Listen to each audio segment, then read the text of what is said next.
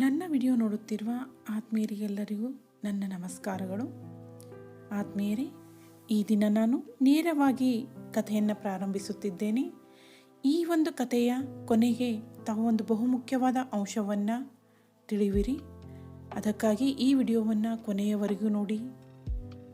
ಒಂದೂರಲ್ಲಿ ಒಬ್ಬ ಭಿಕ್ಷುಕನು ಬಸ್ ಸ್ಟಾಪ್ನಲ್ಲಿ ಕುಳಿತು ಭಿಕ್ಷೆ ಬೇಡುತ್ತಿದ್ದನು. ಇದರಿಂದ ತನ್ನ ಹೊಟ್ಟೆಯನ್ನು ತುಂಬಿಸಿಕೊಳ್ಳುತ್ತಿದ್ದನು. ಇದೇ ರೀತಿ ಜೀವನ ಸಾಗಿಸುತ್ತಿದ್ದನು.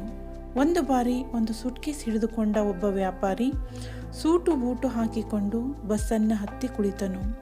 ಆಗ ಭಿಕ್ಷುವು ಅವನ ಹತ್ತಿರ ಬಂದು ಭಿಕ್ಷೆ ಬೇಡಲು ಪ್ರಾರಂಭಿಸಿದಾಗ ವ್ಯಾಪಾರಸ್ಥನು ಹೇಳುತ್ತಾನೆ, ನಿನಗೆ ಕೇಳುವುದು ಒಂದೇ ಗೊತ್ತಿದೆ, ಕೊಡುವುದು ಏನೂ ಗೊತ್ತಿಲ್ಲ ನಿನಗೆ. ನಾನು ಪಕ್ಕಾ ವ್ಯಾಪಾರಸ್ಥ. ನೀನು ನನಗೆ ಏನಾದರೂ ಕೊಟ್ಟರೆ ಮಾತ್ರ ನಾನು ನಿನಗೆ ಹಣ ಕೊಡುವೆನು. ಒಂದು ಕೈಯಿಂದ ತೆಗೆದುಕೊಳ್ಳಬೇಕು, ಮತ್ತೊಂದು ಕೈಯಿಂದ ಕೊಡಬೇಕು. ಇದು ನನ್ನ ಪಾಲಿಸಿ ಆಗಿದೆ ಎಂದನು.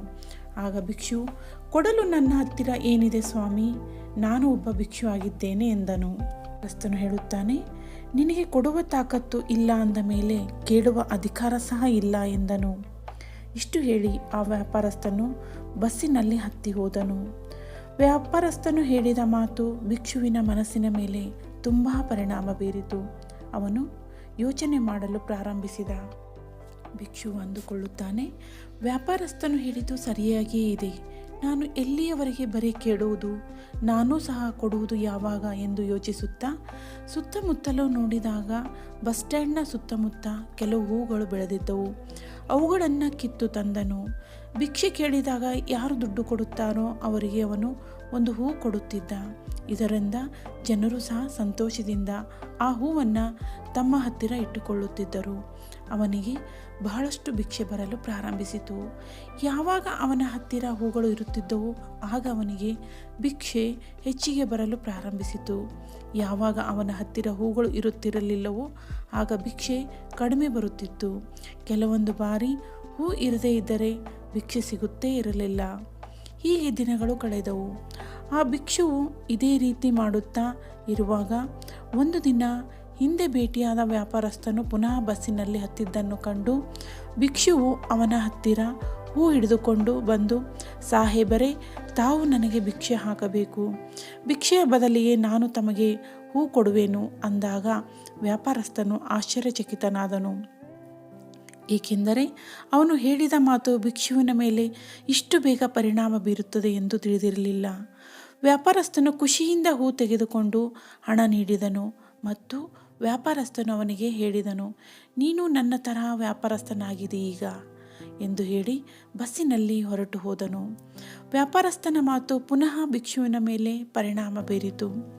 ನಾನು ಒಬ್ಬ ವ್ಯಾಪಾರಿನ ಎಂದು ಭಿಕ್ಷು ತನ್ನ ಮನಸ್ಸಿನಲ್ಲಿ ಅಂದುಕೊಳ್ಳಲು ಪ್ರಾರಂಭಿಸಿದ. 3-4 ದಿನಗಳವರೆಗೆ ಇದನ್ನೇ ಅವನು ಯೋಚನೆ ಮಾಡಲು ಪ್ರಾರಂಭಿಸಿದ.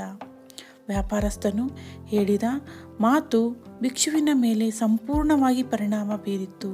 ಇದರಿಂದ ಭಿಕ್ಷುವಿಗೆ ಸಫಲತೆಯ ಕೀಲಿಕೈ ತನಗೆ ಸಿಕ್ಕಿದೆ ಅನ್ನುವಷ್ಟರ ಮಟ್ಟಿಗೆ ಸಂತೋಷಗೊಂಡನು ಮತ್ತು ಸಂತೋಷದಿಂದ 2 ಕೈಗಳನ್ನು ಆಕಾಶಕ್ಕೆ ತೋರಿಸಿ, ನಾನು ಭಿಕ್ಷುವಲ್ಲ, ನಾನೊಬ್ಬ ವ್ಯಾಪಾರಿ ಇದ್ದೇನೆ ಎಂದು ಕೂಗಿದ. ಅಲ್ಲಿಯ ಸುತ್ತಮುತ್ತಲಿನ ಜನರು ಇವನ ಕೂಗನ್ನು ಕಂಡು ಭಿಕ್ಷುಕನಿಗೆ ಹುಚ್ಚು ಹಿಡಿದಿರಬೇಕು, ಅದಕ್ಕಾಗಿ ಕೂಗುತ್ತಿದ್ದಾನೆ ಎಂದು ತಿಳಿದರು. ಅವತ್ತಿನಿಂದ ಆ ಭಿಕ್ಷು ಆ ಬಸ್ ಸ್ಟಾಪ್ನಲ್ಲಿ ಕಾಣಲೇ ಇಲ್ಲ. 1 ವರ್ಷದ ನಂತರ ಒಂದು ದಿನ ಇಬ್ಬರು ಸೂಟು ಬೂಟು ಹಾಕಿಕೊಂಡ ವ್ಯಕ್ತಿಗಳು ಬಸ್ನಲ್ಲಿ ಕೂತಿದ್ದರು. ವ್ಯಾಪಾರಸ್ಥನಿಗೆ ಇನ್ನೊಬ್ಬ ವ್ಯಾಪಾರಸ್ಥ ಕೈ ಕೂಡಿಸಿ ಶೇಕ್ ಹ್ಯಾಂಡ್ ಮಾಡಿ ವ್ಯಾಪಾರಸ್ಥನಿಗೆ ಕೇಳುತ್ತಾನೆ, ನನ್ನ ಗುರುತು ತಮಗಿದೆಯೇ ಎಂದಾಗ ಮತ್ತೊಬ್ಬ ವ್ಯಾಪಾರಸ್ಥನು, ಇಲ್ಲ, ನನಗೆ ತಮ್ಮ ಪರಿಚಯ ಆಗಿಲ್ಲ ಎಂದು ಹೇಳುತ್ತಾನೆ. ಮತ್ತೊಬ್ಬ ವ್ಯಾಪಾರಸ್ಥನು, ನಾನು ಅದೇ ಭಿಕ್ಷು, ತಮ್ಮ ಹತ್ತಿರ ಭಿಕ್ಷೆ ಕೇಳುತ್ತಿದ್ದೇನಲ್ಲ ಅವನು, ಭಿಕ್ಷೆಯ ಬದಲಿಗೆ ಹೂವನ್ನು ನೀಡುತ್ತಿದ್ದೇನಲ್ಲ ಅವನೇ ನಾನು ಎಂದಾಗ ವ್ಯಾಪಾರಸ್ಥನಿಗೆ ಆಶ್ಚರ್ಯವಾಯಿತು. ಭಿಕ್ಷು ವ್ಯಾಪಾರಿಯು ಹೇಳುತ್ತಾನೆ, ನಾನು ಏನಿದ್ದೇನೆ, ಏನಾಗಬೇಕು ಎಂಬುದನ್ನು ತಾವು ನನಗೆ ಹೇಳಿಕೊಟ್ಟಿರಿ. ಇದರಿಂದ ನನ್ನ ಜೀವನದ ದಿಕ್ಕೇ ಬದಲಾಗಿದೆ. ಭಿಕ್ಷುವಿನಿಂದ ನಾನು ಒಬ್ಬ ಹೂವಿನ ವ್ಯಾಪಾರಿಯಾಗಿದ್ದೇನೆ. ಇದರ ಸಲುವಾಗಿಯೇ ಬೇರೆ ಊರಿಗೆ ಹೋಗುತ್ತಿದ್ದೇನೆ ಎಂದನು. ಭಿಕ್ಷು ವ್ಯಾಪಾರಿಯು ವ್ಯಾಪಾರಸ್ಥನಿಗೆ ಧನ್ಯವಾದ ಹೇಳಿದ.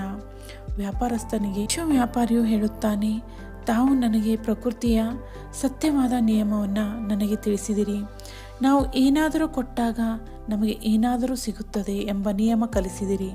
ನಾನು ಯಾವಾಗಲೂ ಭಿಕ್ಷುವಾಗಿ ಮಾತ್ರ ಯೋಚಿಸುತ್ತಿದ್ದೆ. ಇದರಿಂದ ಮೇಲೆ ಬರಲು ತಾವು ನನಗೆ ಕಾರಣರಾದಿರಿ. ನಾನು ಹಾಗೆ ಭಿಕ್ಷೆಯನ್ನು ಕೇಳಿದಾಗ ಕೆಲವರು ಕೊಡುತ್ತಿದ್ದರು, ಕೆಲವರು ಇಲ್ಲ ಎಂದು ಹೇಳುತ್ತಿದ್ದರು. ಯಾವಾಗ ನಾನು ಹೂ ಕೊಡಲು ಪ್ರಾರಂಭಿಸಿದೆ ಆಗ ಹೆಚ್ಚು ಭಿಕ್ಷೆ ಸಿಗಲು ಪ್ರಾರಂಭಿಸಿತು. ಯಾವಾಗ ನನ್ನ ಹತ್ತಿರ ಹೂ ಇರುತ್ತಿರಲಿಲ್ಲ ಆಗ ಭಿಕ್ಷೆ ನನಗೆ ಸಿಗುತ್ತಿರಲಿಲ್ಲ. ಇದರಿಂದ ನನಗೆ ಪ್ರಕೃತಿಯ ನಿಯಮ ಅರ್ಥವಾಯಿತು. ಆಗ ನಾನು ಚಿಕ್ಕ ವ್ಯಾಪಾರದಿಂದ ದೊಡ್ಡ ವ್ಯಾಪಾರ ಮಾಡಲು ಪ್ರಾರಂಭಿಸಿದೆ.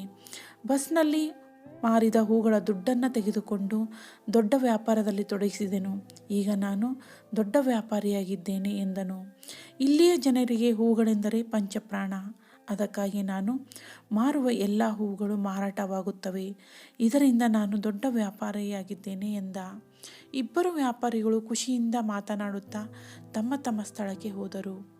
ಆತ್ಮೀಯರೇ, ಈ ಕಥೆಯಿಂದ ನಾವು ತಿಳಿದುಕೊಳ್ಳುವುದೇನೆಂದರೆ ನಮ್ಮ ಯೋಚನೆಯೇ ನಮ್ಮ ಭವಿಷ್ಯವನ್ನು ನಿರ್ಧರಿಸುತ್ತದೆ. ನಾವು ಏನು ಆಗಬೇಕೆಂದು ಮನಸ್ಸಿನಲ್ಲಿ ಅಂದುಕೊಳ್ಳುತ್ತೇವೆಯೋ ಅದನ್ನು ಮಾಡಲು ಪ್ರಯತ್ನ ಪಟ್ಟರೆ ಖಂಡಿತ ನಾವು ಅಂದುಕೊಂಡದ್ದು ಹಾಗೇ ಆಗುತ್ತದೆ. ಹೌದಲ್ವಾ? ಇಂತಹ ಸಾಕಷ್ಟು ಕಥೆಗಳನ್ನು ನಾನು ಈ ಒಂದು ಬುದ್ಧ ಸಾಗರ ಚಾನಲ್ನಲ್ಲಿ ಹಾಕಿರುವೆನು ಮತ್ತು ಮುಂದೆ ಇಂತಹ ಬದುಕಿಗೆ ದಾರಿದೀಪವಾಗಿರುವ ಹಲವಾರು ಕಥೆಗಳ ವಿಡಿಯೋಗಳನ್ನು ಮಾಡುತ್ತಿರುವೆನು. ಅದಕ್ಕಾಗಿ ಈ ಒಂದು ಚಾನಲ್ಗೆ ಸಬ್ಸ್ಕ್ರೈಬ್ ಮಾಡಿ. ಏಕೆಂದರೆ ತಾವು ಸಬ್ಸ್ಕ್ರೈಬ್ ಮಾಡಿದ್ದೀರಿ ಎಂದರೆ ನಾನು ಹೊಸ ವಿಡಿಯೋ ಅಪ್ಲೋಡ್ ಮಾಡಿದ ತಕ್ಷಣ ತಮಗೆ ಒಂದು ನೋಟಿಫಿಕೇಷನ್ ಬರುತ್ತದೆ. ತಾವೇ ಮೊದಲು ವಿಡಿಯೋ ನೋಡಬಹುದು. ಈ ಕತೆ ಇಷ್ಟವಾದಲ್ಲಿ ನಿಮ್ಮ ಫ್ರೆಂಡ್ಸ್ಗೂ ಸಹ ಶೇರ್ ಮಾಡಿ, ಲೈಕ್ ಮಾಡಿ, ಒಂದು ಕಮೆಂಟ್ ಮಾಡೋದನ್ನು ಮರೆಯಬೇಡಿ. ಧನ್ಯವಾದಗಳು. ನನ್ನ ವಿಡಿಯೋ ನೋಡುತ್ತಿರುವ ಆತ್ಮೀಯರಿಗೆಲ್ಲರಿಗೂ ನನ್ನ ಹೃದಯಪೂರ್ವಕ ನಮಸ್ಕಾರಗಳು. ಆತ್ಮೀಯರೇ, ನಾನು ಈ ವಿಡಿಯೋಗಳನ್ನು ಮಾಡುವ ಉದ್ದೇಶ ನನ್ನಲ್ಲಿ ಹೆಚ್ಚು ಜ್ಞಾನ ಇದೆ ಅಂತಲ್ಲ. ಈ ಜ್ಞಾನ ತಮ್ಮಲ್ಲಿಯೂ ಇರುತ್ತದೆ. ಆದರೆ ಕೆಲವೊಂದು ಬಾರಿ ಮರೆತು ಹೋಗಿರುತ್ತೇವೆ. ತಮ್ಮಲ್ಲಿರುವ ಜ್ಞಾನವನ್ನು ಬಡಿದು ಎಬ್ಬಿಸುವುದು ನನ್ನ ಉದ್ದೇಶವಾಗಿದೆ. ಉದಾಹರಣೆಗೆ ನೋಡಿ, ರಾಮಾಯಣದಲ್ಲಿ ಸೀತಾಮಾತೆಯನ್ನು ರಾವಣನು ಅಪಹರಿಸಿದ. ಅಶೋಕವನದಲ್ಲಿ ಇಟ್ಟಾಗ ಲಂಕೆಯನ್ನು ದಾಟಿ ಹೋಗಿ ಸೀತಾಮಾತೆಗೆ ಸಂದೇಶ ಮುಟ್ಟಿಸಬೇಕಾಗಿರುತ್ತದೆ. ಶ್ರೀರಾಮನ ಭಕ್ತನಾದ ಹನುಮಂತನಿಗೆ ಈ ಕಾರ್ಯ ಒಪ್ಪಿಸಲಾಗುತ್ತದೆ.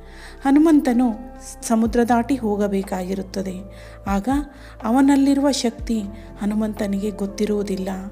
ಅವನಲ್ಲಿರುವ ಶಕ್ತಿಯನ್ನು ಜಾಂಬವಂತನು ನೆನಪಿಸಿದಾಗ ಹನುಮಂತನಿಗೆ ತನ್ನ ಶಕ್ತಿಯ ಬಗ್ಗೆ ಅರಿವಾಗುತ್ತದೆ. ಹಾಗೆಯೇ ಆತ್ಮೀಯರೇ, ತಮ್ಮಲ್ಲಿಯೂ ಸಹ ಜ್ಞಾನವಿದೆ. ಇದನ್ನು ಎಚ್ಚರ ಮಾಡುವುದು, ಬಡಿದೆಬ್ಬಿಸುವುದು ನನ್ನ ಕಾರ್ಯವಾಗಿದೆ. ಸಂಸಾರ ಎಂಬ ಸಾಗರದಲ್ಲಿ ಎಲ್ಲರೂ ಒಂದಿಲ್ಲ ಒಂದು ಸಮಸ್ಯೆಯ ಸುಳಿಯಲ್ಲಿ ಸಿಕ್ಕಿ ಹಾಕಿಕೊಂಡಿದ್ದೇವೆ. ಅವುಗಳಿಂದ ಹೇಗೆ ಪಾರಾಗಬಹುದು? ಶಾಂತಿಯಿಂದ ಹೇಗೆ ಜೀವನ ಮಾಡಬಹುದು? ಸಫಲತೆಯನ್ನು ಹೇಗೆ ಸಾಧಿಸಬಹುದು? ನೆಮ್ಮದಿಯಿಂದ ಜೀವನ ಹೇಗೆ ಮಾಡಬಹುದು? ನಾವು ಭೂಮಿಯ ಮೇಲೆ ಹುಟ್ಟಿದ ಉದ್ದೇಶವೇನು? ದುಃಖದಿಂದ ಪಾರಾಗುವುದು ಹೇಗೆ? ನಿಸರ್ಗದಿಂದ ಏನನ್ನು ಕಲಿಯಬಹುದು?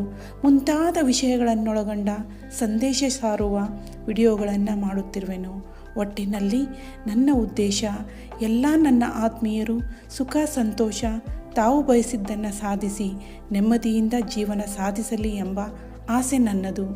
ತಾವು ನನ್ನ ಜೊತೆ ಕೈಗೂಡಿಸಬೇಕೆಂದರೆ ಈ ವಿಡಿಯೋಗಳನ್ನು ಆದಷ್ಟು ನಿಮ್ಮ ಫ್ರೆಂಡ್ಸ್ಗೂ ಸಹ ಶೇರ್ ಮಾಡಿ. ಇದರಿಂದ ಅವರೂ ಸಹ ಜೀವನದ ಮಹತ್ವವನ್ನು ತಿಳಿಯಲಿ ಮತ್ತು ಶಾಂತಿ ನೆಮ್ಮದಿಯ ಜೀವನವನ್ನು ನಡೆಸಲಿ ಎನ್ನುವ ನನ್ನ ಉದ್ದೇಶವಾಗಿದೆ.